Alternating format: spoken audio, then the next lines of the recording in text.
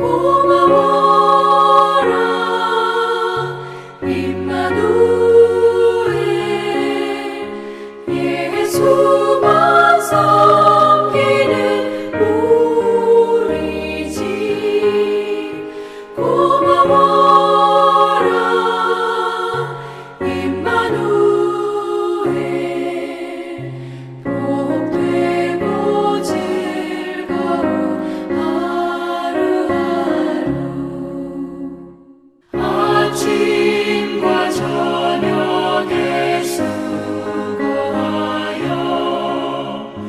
다같이 일하는 온 식구가 한 산에 둘러서 먹고 마셔 여기가 우리의 낙원이라 고마워라 임마누엘 예수만 섬기는 우리 집 고마워라 임마누엘 복되고 즐거운 하루하루 아내들이여 자기 남편에게 복종하기를 죽게 하듯하라. 이는 남편이 아내의 머리됨이 그리스도께서 교회의 머리됨과 같음이니 그가 바로 몸의 구주시니라. 그러므로 교회가 그리스도에게 하듯 아내들도 범사에 자기 남편에게 복종할지니라. 남편들아 아내 사랑하기를 그리스도께서 교회를 사랑하시고 그 교회를 위하여 자신을 주심같이 하라. 이는 곧 물로 씻어 말씀으로 깨끗하게 하사 거룩하게 하시고 자기 앞에 영광스러운 교회로 세우사 티나 주름 잡힌 것이나 이런 것들이 없이 거룩하고 흠이 없게 하려 하심이라.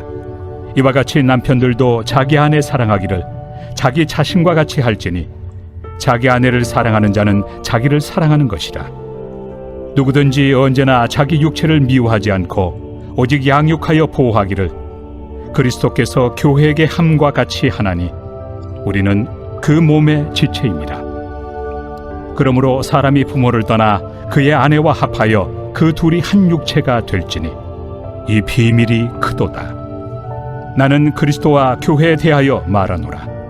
그러나 너희도 각각 자기의 아내 사랑하기를 자신같이 하고 아내도 자기 남편을 존경하라.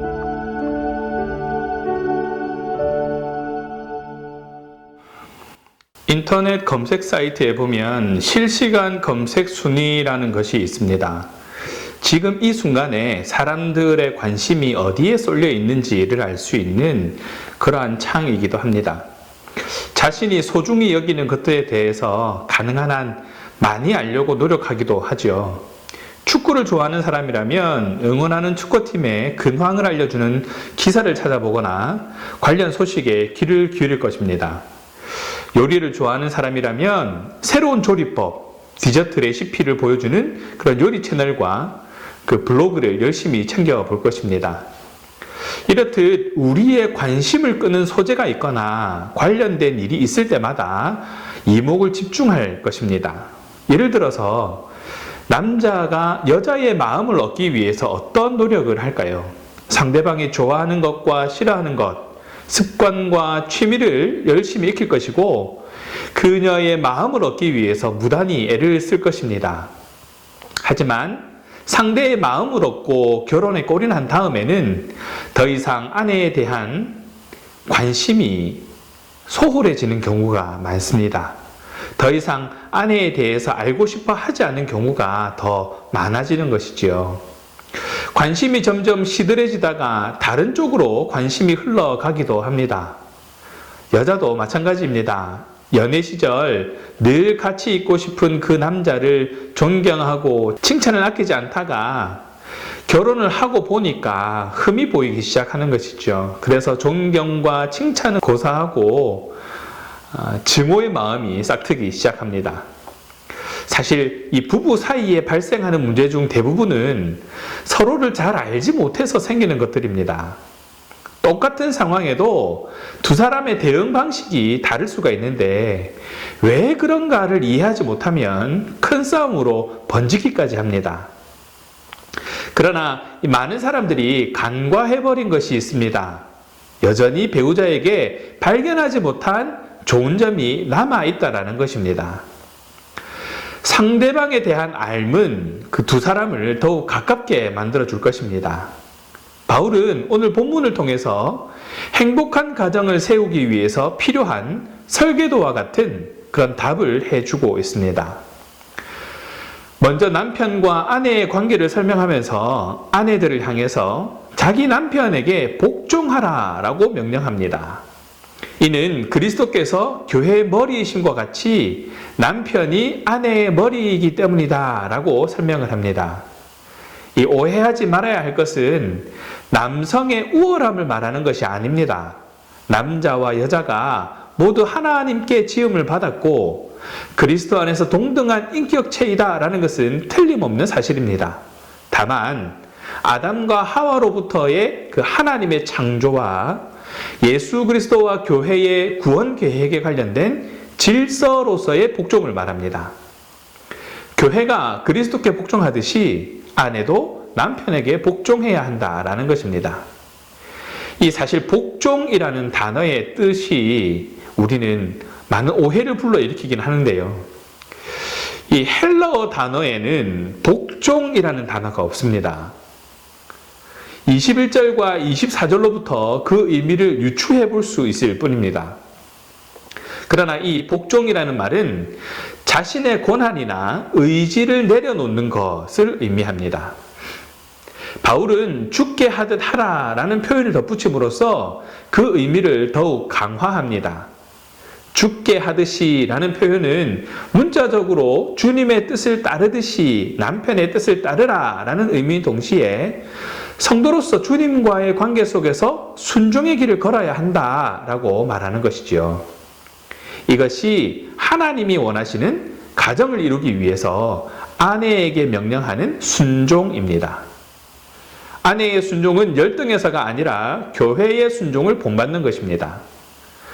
아내들은 남편을 사랑하는지 순종의 동기가 사랑 때문인지 점검해 보시면 됩니다. 남편을 진심으로 대하는 것이 가정의 진정한 행복을 가져오는 길이다라는 것을 기억하시기 바랍니다. 아내들은 하나님이 원하시며 계획하신 아름다운 가정을 가꾸어 가기 위해서 얼마나 남편을 존중하며 남편에게 순종하는지 생각해 보시기 바랍니다. 남편과의 관계에서 자신이 고쳐야 할 부분은 없는지 살펴보고 그런 부분이 있다면 고쳐나가도록 노력하는 저와 여러분 되시기 바랍니다. 하나님의 질서를 지켜나가는 그런 저와 여러분 되시기를 간절히 바랍니다. 이어서 남편에게 교훈합니다. 그리스도께서 교회를 사랑하시고 교회를 위해 자신의 목숨을 내어주셨듯이 남편은 아내를 사랑해야 한다라는 것입니다. 그리스도께서는 성도를 거룩하게 하시고 영광스러운 교회를 세우시고 교회가 거룩하고 흠이 없게 하시려고 자신의 목숨을 바쳐서 희생하셨습니다. 이처럼 그리스도께서 자신의 생명을 주시면서 교회를 사랑하셨듯이 남편도 자기 아내를 보살펴서 희생적으로 사랑해야 하는 것입니다. 하나님께서 아내에게 그리스도께 하듯 순종하기를 요구하셨다면 남편들에게는 그리스도께서 교회를 사랑하시듯이 아내를 사랑하라 라는 것입니다. 여기서 사랑의 기준은 그리스도의 사랑입니다. 그리스도께서 우리를 위해 생명을 바치신 것처럼 사랑해야 한다라는 것입니다. 남편은 그리스도의 희생적인 사랑을 가정에서 실천해야 합니다. 그리스도께서 교회와 한 몸을 이루며 교회를 세우고 거룩하고 영광스럽게 하시듯이 남편은 한 몸을 이룬 자신의 아내를 양육하고 보살펴야 하는 것이지요. 이처럼 하나님이 원하시는 가정의 남편상은 군림하는 남편이 아니라 강요하는 남편이 아니라 아내를 위해 자신을 희생하며 아내의 육체적, 정신적, 영적 필요를 전적으로 책임지는 그러한 사람입니다. 오늘날 가정에서 회복해야 할 남편의 모습은 아내를 자기의 목숨처럼 사랑하는 것입니다. 하나님 앞에서 아내를 이처럼 사랑하고 있는지 살펴보시기 바랍니다. 우리가 실천해야 할 사랑의 기준은 항상 우리를 향한 그리스도의 사랑임을 잊지 마시기 바랍니다. 그리스도의 사랑을 본받으시기 바랍니다. 남편으로서 아내의 필요에 얼마나 민감한지, 그것을 채워주고 있는지 점검해 보시기 바랍니다. 주님을 배우고 닮으려는 마음을 품고 아내와 대화하는 시간을 더 많이 가져야 할 것입니다. 나 정도 되니까 당신이랑 살아주는 거다 라고 말하고 싶으십니까? 입장 바꿔 생각해 보시기 바랍니다. 아내 정도 되니까 나와 살아주는 것입니다. 마지막으로 바울은 창세기 2장 24절을 인용하면서 남편과 아내의 관계에 대해 설명합니다. 창세기 2장 24절입니다. 이러므로 남자가 부모를 떠나 그의 아내와 합하여 둘이 한 몸을 이룰지로다. 남편과 아내의 관계는 그리스도와 교회의 신비를 드러냅니다. 남편과 아내가 한 몸을 이루었듯이 그리스도와 교회 역시 한 몸을 이루고 있습니다. 이처럼 그리스도 안에서 남편과 아내가 진정한 한 몸을 이루는 것은 하나님의 창조 질서를 보여주시는 것이며 하나님의 재창조의 질서, 즉 그리스도와 교회의 연합을 보여주는 신비입니다. 결국 하나님이 원하시는 남편과 아내의 관계는 결국 하나님의 구원 계획과 원리, 즉 그리스도와 교회의 신비한 연합을 보여주는 통로가 됩니다. 남자와 여자가 결혼해 한 몸을 이루는 일에는 하나님의 놀라운 계획이 들어 있습니다. 남편과 아내의 관계는 그리스도와 교회의 신비를 보여주는 통로이기 때문입니다. 남편과 아내의 관계에서는 하나님의 창조 원리와 재창조, 즉 구원 계획이 드러나 있습니다. 삶의 다른 부분에서와 마찬가지로 부부와 관계에서도 그리스도께서 분명히 드러나야 합니다. 남녀의 만남도 결혼 생활도 모두 복음 안에서 이루어진 하나님의 신비이자 선물입니다. 가정과 부부 관계의 중심에 그리스도께서 계시도록 남편과 아내는 그리스도의 사랑과 순종을 본받아야 하는 것이지요. 신앙인의 삶 전체는 그리스도께 속한 것임을 기억해야 합니다. 마찬가지로 가정도 그리스도의 것입니다. 결혼과 가정생활의 중심에 항상 예수님이 계시도록 해야 하는 것이죠. 그렇지 않고 결혼과 가정생활의 목적을 행복에만 둔다면 오히려 진정한 행복을 누릴 수 없을 것입니다. 반면에 예수님이 가정의 주인이 되실 때에 모든 일이 제자리를 찾고 아름다워집니다. 따라서 우리는 신앙이 제대로 선 가정을 이루도록 노력해야 합니다. 천국 같은 가정을 세우는 길은 하나님 나라를 이 땅에 이루신 예수님을 부부가 함께 바라보며 그분을 배우며 닮아가는 것이다 라는 것을 잊지 않는 저와 여러분 되시기 바랍니다. 말씀을 정리합니다. 오늘 가정예배서에는 튼튼하고 높은 건물을 짓기 위해서는 좋은 설계도가 필요하다며 말씀을 시작합니다. 그 설계도에 따라서 건물을 지을 때에 아름답고 튼튼한 건물을 세울 수 있게 됩니다. 행복한 가정도 마찬가지입니다. 하나님께서 우리가 행복한 가정을 세우기 위해 좋은 가정 설계도를 주셨고 그 핵심에는 부부가 있다는 것입니다. 각각 다른 환경에서 자란 두 남녀가 어떻게 하나가 되어서 행복한 가정을 이루며 살 수 있을까에 대해서 불완전한 남편이지만 하나님에 대한 신뢰를 바탕으로 존경과 순종해서 교회가 그리스도께 하듯이 하라고 말하고 있습니다. 행복한 부부를 위해서 아내는 남편의 사랑으로 온전해지기 때문에 아내를 사랑하라 라고 말하는 것입니다. 문제는 남편은 아내가 기대하는 사랑을 잘 모르기 때문에 예수님께 배워야 합니다. 그 사랑은 아내를 흠이 없도록 깨끗하게 해주는 것이고 거룩하고 영광스럽게 해주는 것이어야 하는 것이죠. 아내가 나를 만나서 더 행복하고 멋진 여성이 되고 있는가? 남편은 자신에게 늘 물어보아야 할 질문입니다. 부부의 연합은 하나님의 지혜를 따를 때만 가능합니다. 자신의 감정과 생각을 내려놓고 하나님의 지혜를 따라 배우자를 대하고 있는지 말씀의 거울 앞에 비춰보라고 말하고 있습니다. 요한복음 17장 11절 하반부에 보면 거룩하신 아버지여 내게 주신 아버지의 이름으로 그들을 보존하사 우리와 같이 그들도 하나가 되게 하옵소서라는 예수님의 간청이 나옵니다. 여기서 볼 수 있는 특징은 하나 되게 해달라는 것입니다.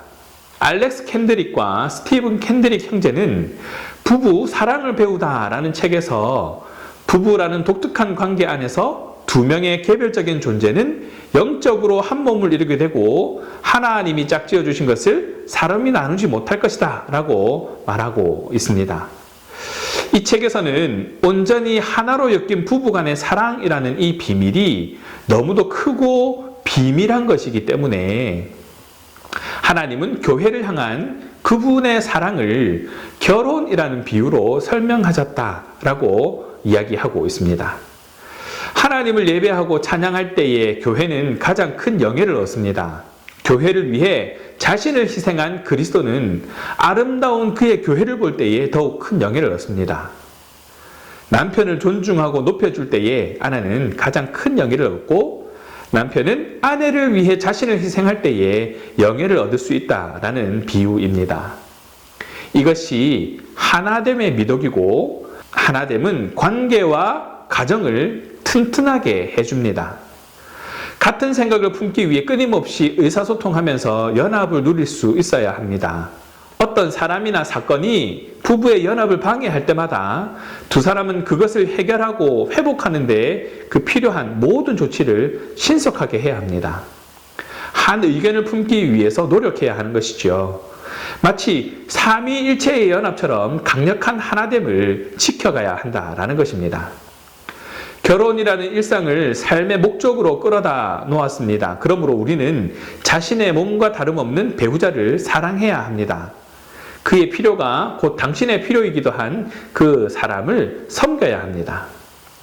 내가 사랑으로 받쳐주면 나를 하나님을 닮은 사람으로 세워줄 배우자를 존중하는 저와 여러분 되시기를 주님의 이름으로 축원합니다. 그렇게 서로 사랑하면서 하나님 나라를 이루어가는 저와 여러분 되시기를 주님의 이름으로 축원합니다. 기도하겠습니다. 사랑의 하나님 감사합니다. 오늘 말씀을 통해 하나님 나라의 작은 천국인 가정을 돌아보게 하시고 특히 부부 사이의 바른 관계를 점검하고 돌아보도록 깨닫게 하신 은혜에 감사드립니다. 말씀을 오해하지 않고 순종으로 열매 맺게 하옵소서. 그리스도의 사랑으로 사랑하게 하옵소서. 그래서 훌륭한 설교도에 따라 건강한 가정을 만들어 선한 영향력을 드러내며 하나님 나라를 이루어가는 성도가 되게 하여 주시옵소서.